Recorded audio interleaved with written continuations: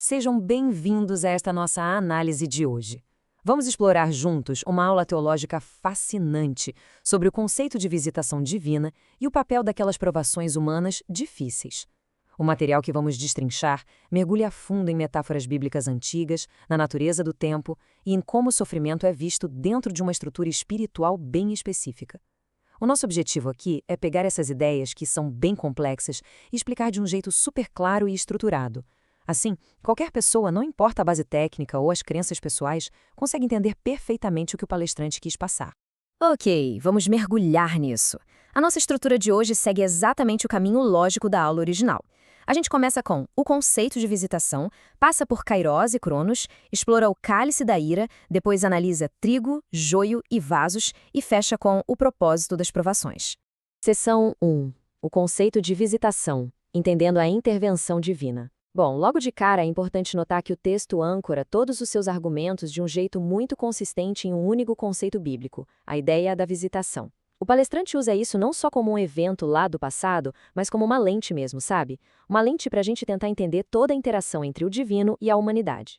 A aula define visitação como aquele momento em que Deus intervém de forma pessoal e direta na nossa linha do tempo aqui na Terra. Para ilustrar isso, o texto resgata aquela imagem fortíssima do Antigo Testamento, onde o sumo sacerdote entrava no tabernáculo apenas uma vez por ano. A questão aqui, se a presença divina descesse e o sacerdote não estivesse totalmente preparado e purificado, as consequências eram literalmente fatais. E isso mostra muito bem o ponto central do palestrante. Uma visitação divina sempre chega com um peso colossal. Ela pode resultar em uma graça e redenção profundas ou em um julgamento bem severo.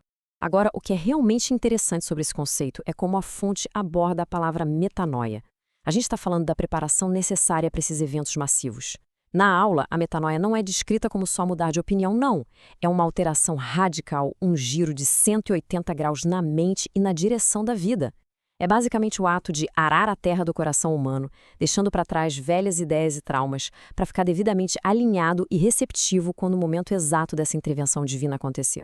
Seção 2. Kairos versus Cronos, reconhecendo o tempo. Entender essa preparação da mente leva a gente direto para o contraste entre a nossa experiência diária e contínua do tempo e aquelas oportunidades bem pontuais que o divino cria. E para explicar isso, o palestrante traz dois conceitos gregos fundamentais. Primeiro, a gente tem o Cronos. O Cronos representa o tempo humano, aquela progressão normal e cronológica dos dias, das horas aqui na Terra. Mas, em contraste direto a ele, existe o Kairos, que é descrito na aula como o tempo de Deus.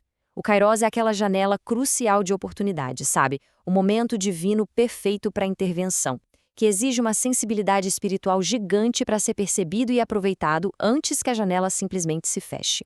Para ilustrar o tamanho do perigo que é perder essa janela do Kairos, o material aponta para alguns exemplos históricos. O palestrante menciona o faraó do Egito, o povo de Israel lá no deserto e os fariseus. Segundo o ensino da aula, todos eles falharam em reconhecer as oportunidades divinas porque desenvolveram o que ele chama de consciência cauterizada, ou seja, cada rejeição ia endurecendo cada vez mais a mente daquelas pessoas, até o ponto em que elas ficaram totalmente incapazes de perceber a próxima visitação. O texto atinge o clímax dessa ideia, destacando uma citação fortíssima do livro de Lucas, capítulo 19, versículo 44.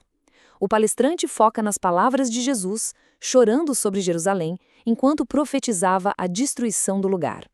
A tragédia histórica da cidade não é mostrada como um mero acidente militar, mas como a consequência direta e devastadora de um povo que, por estar com a mente endurecida, simplesmente não conseguiu reconhecer o tempo, o kairos da sua visitação suprema. Seção 3. O cálice da ira, o acúmulo do julgamento divino. Toda essa discussão sobre não reconhecer o tempo divino muda o foco do material de um jeito bem visível. A gente sai dos conceitos de graça e oportunidade e entra nos ensinamentos da fonte sobre o acúmulo contínuo de julgamento. Vamos avançar e ver como isso se constrói na prática. O palestrante mapeia a assustadora metáfora do cálice da ira em 3 fases sequenciais. A primeira é o tempo de tolerância. É aquele período em que parece haver apenas o silêncio divino, mas a iniquidade está lá, se acumulando em segredo. A segunda fase é o limite da justiça, que é o exato segundo em que o cálice chega na capacidade máxima e transborda. E por fim, a terceira fase é o próprio dia da visitação, só que desta vez se manifestando com uma intervenção de julgamento inescapável sobre a humanidade. A aula relata de forma bem objetiva que a solução teológica definitiva para essa ira acumulada aconteceu na cruz. O palestrante afirma que, quando Jesus pediu para que o cálice fosse afastado dele, ele estava falando exatamente desse cálice da ira. Segundo a doutrina apresentada ali, ao beber voluntariamente desse cálice, Jesus absorveu todo aquele julgamento que tinha chegado ao limite e que, na verdade, estava destinado a toda a humanidade. Seção 4. Anatomia da igreja, trigo, joio e vasos metafóricos. Com esse grande cenário teológico todo montado, a análise sai lá da história antiga e vem para um ambiente bem mais prático. A anatomia do dia a dia e o comportamento das pessoas dentro de uma comunidade religiosa de hoje. A fonte usa a clássica parábola do trigo e do joio para explicar a dinâmica da congregação. O trigo representa o pessoal que está genuinamente crescendo na fé, os filhos do reino. Já o joio representa quem tem propósitos totalmente opostos. Só que aí o palestrante faz um alerta super enfático. É expressamente proibido aos humanos tentarem julgar ou separar o trigo do joio por conta própria. A aula ensina que essa convivência lado a lado existe justamente para não prejudicar o crescimento do trigo. Esse julgamento e essa separação são tarefas reservadas exclusivamente para o juízo final. Isso ilustra brilhantemente aquela metáfora complexa extraída da segunda carta a Timóteo, que a aula detalha para categorizar o crescimento espiritual. A ideia é que em uma grande casa, os materiais dos vasos têm significados bem profundos. O ouro tipifica ser revestido com a própria natureza de Deus. A prata representa a redenção e a submissão da alma. A madeira simboliza quem ainda é muito controlado por aquelas emoções humanas inconstantes. E, por fim, o barro indica quem vive puramente na esfera carnal e física. É como se fosse uma escada clara de maturidade, e a congregação é sempre encorajada a subir esses degraus. Seção 5. O propósito das provações, navegando pelo sofrimento e pela autoridade. É aqui que os conceitos teológicos mais abstratos batem de frente com a realidade visceral do sofrimento humano diário e com a questão da autoridade. A aula apoia muito esse argumento lendo a citação da primeira carta de Pedro, capítulo 2, versículo 12. Tendo o vosso procedimento correto entre os gentios, para que naquilo em que falam o mal de vós, como de malfeitores, observando as vossas boas obras, glorifiquem a Deus no dia da visitação.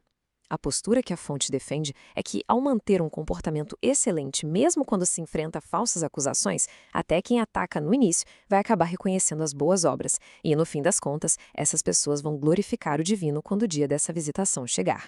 Resumindo os conselhos práticos que o palestrante dá sobre o sofrimento, 3 diretrizes ganham muita força. Primeiro, sofrer calúnias injustas não é um acidente de percurso. O texto ensina isso como sendo a própria vontade divina.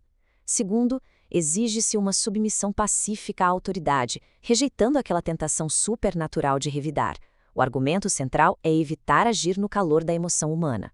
Pelo contrário, essas duras provações são interpretadas como ferramentas absolutamente necessárias para moldar a alma e prepará-la para responder do jeito certo, sem se abalar, durante uma visitação. Já caminhando para o final da exposição, a aula faz questão de esclarecer uma diferença teológica vital. A gente não pode confundir o dia da visitação com o dia do Senhor. Enquanto a visitação, que é o que a gente está falando até agora, costuma ser um evento invisível para os olhos do mundo, rolando ali num nível bem individual, como uma oportunidade temporal de disciplina ou de graça, o dia do Senhor é ensinado como um evento final, apocalíptico e totalmente visível para todo mundo, fechando de vez aquela janela cronológica de oportunidades. Então, o ponto crucial que a gente tira de tudo isso vai direto ao coração dessa vasta palestra. Depois de passar pela história de nações antigas, pelas metáforas dos vasos de barro e de ouro, e pelo propósito muitas vezes doloroso do sofrimento humano, a aula destila tudo num único pensamento provocador. A verdadeira questão não é se a visitação divina virá, mas sim o coração humano estará preparado para recebê-la? Independentemente de ser um momento de graça redentora ou a chegada dura da justiça, a certeza de que a intervenção vai acontecer é tratada como um fato inabalável. O que fica em aberto é como vai estar o preparo interior para esse momento. Esperamos que essa nossa estruturação de hoje tenha ajudado a deixar todos esses conceitos tão complexos bem mais fáceis de visualizar e entender.